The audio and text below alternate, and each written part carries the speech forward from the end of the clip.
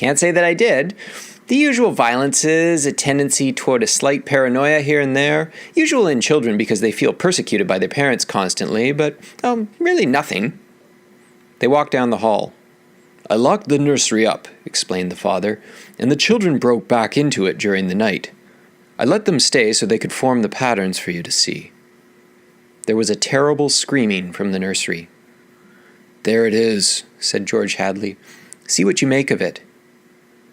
They walked in on the children without rapping. The screams had faded.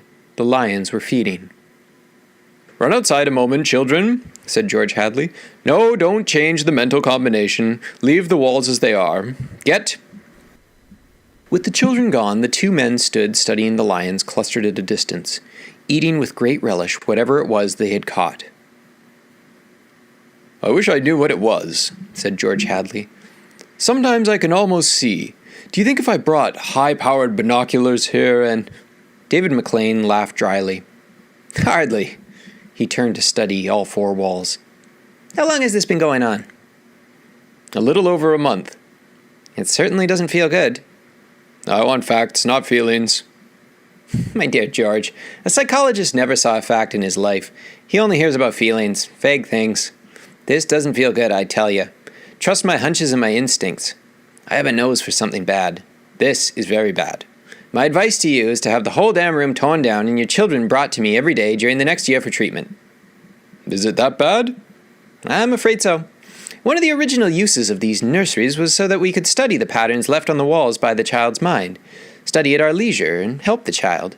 In this case, however, the room has become a channel toward destructive thoughts, instead of a release away from them. Didn't you sense this before? I sensed only that you had spoiled your children more than most, and now you're letting them down in some way. What way? I wouldn't let them go to New York. What else? I've taken a few machines from the house and threatened them a month ago with closing up the nursery unless they did their homework. I did close it for a few days to show I meant business. Uh-huh. Does that mean anything? Everything. Where before they had a Santa Claus, now they have a Scrooge. Children prefer Santas. You've let this room in this house replace you and your wife and your children's affections. This room is their mother and father, far more important in their lives than their real parents. And now you come along and want to shut it off. No wonder there's hatred here. You can feel it coming out of the sky. Feel that sun. George, you'll have to change your life. Like too many others, you've built it around creature comforts. Why, you'd starve tomorrow if something went wrong in your kitchen. You wouldn't know how to tap an egg. Nevertheless, turn everything off. Start new. It'll take time. But we'll make good children out of bad in a year. Wait and see. But won't the shock be too much for the children, shutting the room up abruptly for good? I don't want them going any deeper into this, that's all. The lions were finished with their red feast. The lions were standing on the edge of the clearing, watching the two men. Now I'm feeling persecuted, said McLean. Let's get out of here. I never cared for these damned rooms. Makes me nervous. The lions look real, don't they? Said George Hadley. I don't suppose there's any way... What? That they could become real? Not that I know. Some flaw in the machinery, tampering or something? No. They went to the door. I don't imagine the room will like being turned off, said the father. Nothing ever likes to die, even a room. I wonder if it hates me for wanting to switch it off. Paranoia is thick around here today, said David McLean. You can follow it like a spoor. Hello. He bent and picked up a bloody scarf. This yours? No. George Hadley's face was rigid. It belongs to Lydia. They went to the fuse box together and threw the switch that killed the nursery. The two children were in hysterics. They jumped and pranced and threw things. They yelled and sobbed and swore and jumped at the furniture. You can't do that to the nursery. You can't. Now, children. The children flung themselves onto a couch, weeping. George, said Lydia Hadley, turn on the nursery just for a few moments. You can't be so abrupt. No. You can't be so cruel. Lydia, it's off, and it stays off. And the whole damn house dies as of here and now. The more I see of the mess we've put ourselves in, the more it sickens me. We've been contemplating our mechanical electronic navels for too long. My God, how we need a breath of honest air. and he marched about the house, turning off the voice clocks, the stoves, the heaters, the shoe shiners, the shoe lacers, the body scrubbers and swabbers and massagers, and every other machine he could put his hand to.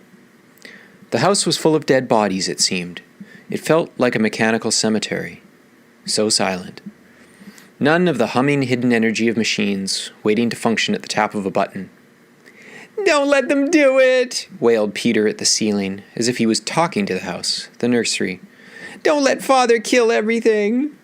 He turned to his father. "Oh, I hate you!" "Insults won't get you anywhere."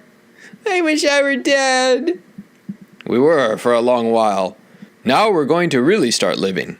Instead of being handled and massaged, we're going to live." Wendy was still crying, and Peter joined her again. "Just a moment, just one moment, just one other moment of the nursery," they wailed. "Oh, George," said the wife, "it can't hurt."